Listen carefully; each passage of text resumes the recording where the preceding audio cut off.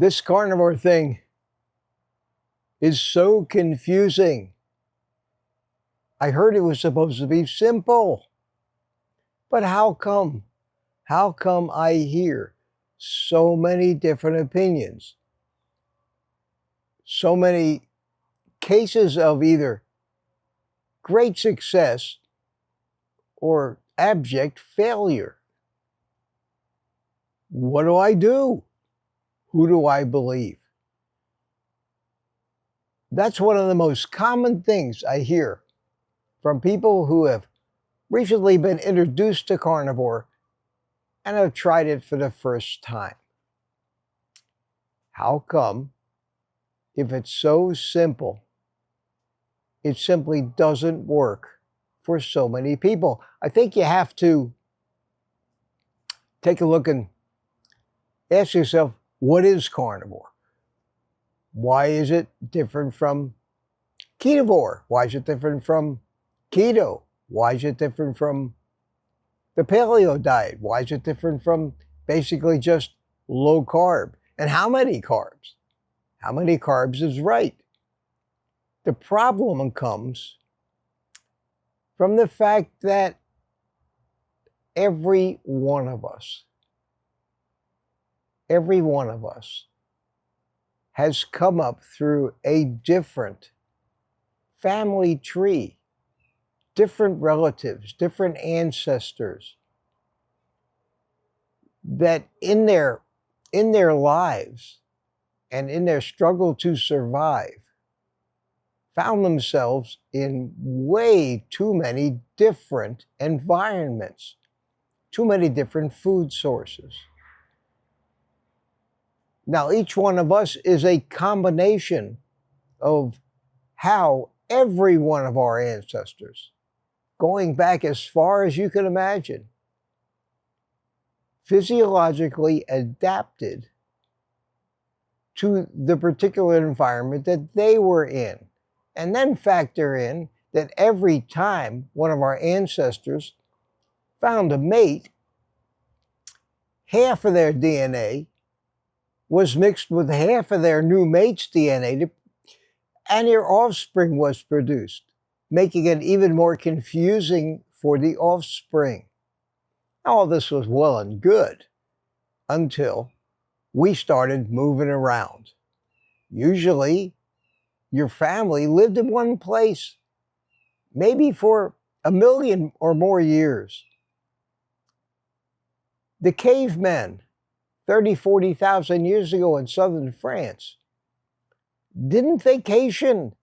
They didn't take a plane to Hawaii. They didn't meet somebody whose background is so totally different from theirs and physiology that adapted to a Hawaiian environment, all of a sudden got mixed with the caveman from France. What in the world is the kid supposed to eat? And it's that very difference in each one of us that basically dictates the right combination of nutrients and food that we might be suited for. Let's face it, we've become homogenized. That takes the simplicity out of what we call pure carnivore or ketovore or keto or paleo or the Mediterranean diet. We're all so different, even though in most instances we're exactly similar in our biology. It's the little settings and tweaks on our metabolism formed over millions of years of our ancestors adapting to the different food supplies and different environments. That's the thing that makes it so confusing for us now. So whether you listen to me, or you listen to Ken Berry, or you listen to Sean Baker, or you listen to Anthony Chafee, chances are you can't do exactly what any of us do. Now, that doesn't mean you can't succeed on this diet. You just have to look primarily at what is really screwing us up. And that's relatively recent, the last 100 or 200 years. The addition of copious amounts of sugars is harmful to everybody. I don't care what your ancestry is. The addition of highly oxidative seed oils is harmful to everybody, no matter what the fine-tunable differences might be. The copious amounts of plants that we've started to eat and minimizing the real ancient diet of meat and fat affects everybody and is harmful to us. So basically, a couple hundred years ago, most of us were close enough genetically that it was easier to find the correct diet, and we did that because we didn't have YouTube and social media and influencers and the money-driven food industry and the drug industry. But what we got now is the result of the last 200 years. But to find the appropriate diet for you, you've got to go back further than 200 years in your ancestry. That'll get you close. That'll get you close. If you can somehow figure out where your family was living a couple hundred years ago. Are you Italian? Are you French? Are you Asian? Then that would give you a great starting point. And the diet that your ancestors ate 200 years ago is probably the greatest place for you to start. Then, using some of the principles that you see uniformly across all of the influencers, you may be able to fine-tune your diet. On top of that, you have to consider how much homogenization your ancestors had over the last 200 years. If you've got a great-grandmother who was Asian and a great-grandfather who married her who is Hawaiian or from Northern Europe, you have to consider both of their histories. It's almost too complicated to try. We've turned these different diets into cults today. That doesn't work. Too many people fail trying to be carnivore. Yet other people, like myself, it was the absolutely correct diet for me.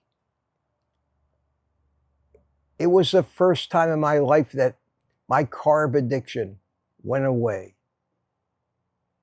These addictions, strong addictions that we have, are the result of the last 100 years of diet advice, manufacturing of ultra-processed foods. But the addictions are real and the addictions have stayed, which is why I keep talking about addiction being one of the most important things to figure out what you can and can't eat.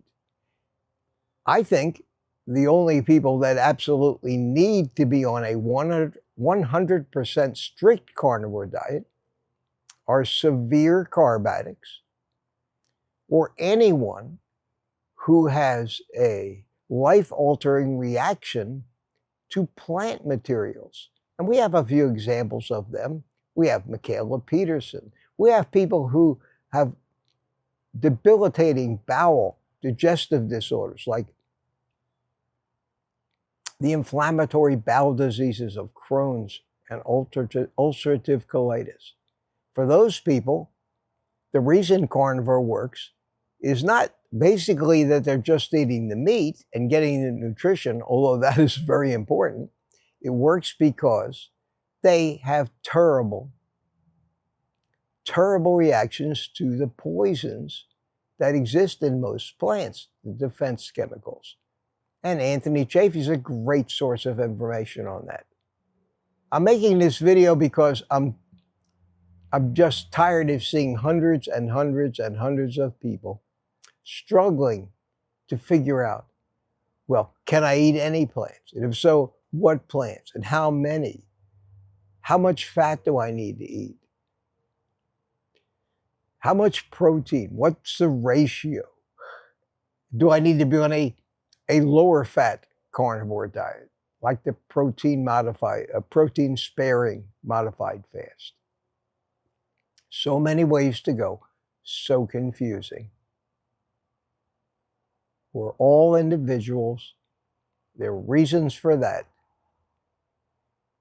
How many meals a day do I eat? That is also a variable. If you have medical problems like I did, if you're a carbohydrate addict like I was, I had crippling rheumatoid arthritis, I had kidney stones, I had eczema, terrible pain, overweight, some brain fog occasionally. The best place to start is eliminate everything that might be causing the problem. That's why we suggest you try 30 days, 60 days, 90 days of a very restricted carnivore diet. Maybe you can't just go cold turkey, but work towards that. Eliminate, titrate down the number of plants, the amount of sugar that you eat, until you can get to the point where you can go 30 days without eating anything but meat. And it doesn't have to be just beef. Animal products. It could be chicken, fish, salt and water, and see if things don't start to improve. If they do, you're on the right track, at least. Then you can start experimenting. You might be able to add some vegetables in. Try adding them in one at a time. Give each one, say, a week to see if it doesn't bring back the symptoms that you're trying to get rid of. But through a period of experimentation, starting with the healthiest diet, in my opinion, and adding back some of the troublemakers, you will probably find a good level for yourself. Do we ever find the perfect diet? I think that would be impossible, because very few of us have ancestors that never moved from the same place and the same environment that they originally were adapted to. This is not a video to tell you how to do it, but rather things you need to think about. Because if you experiment too much, if you try too many things and none of them work, pretty soon it's human nature to just say, that was all. Hui and all those people were wrong. None of that stuff that I listened to worked for me, so I give up. Where's the nearest Dunkin' Donuts? Think about that. While you're thinking, take the rest of the day off and eat meat.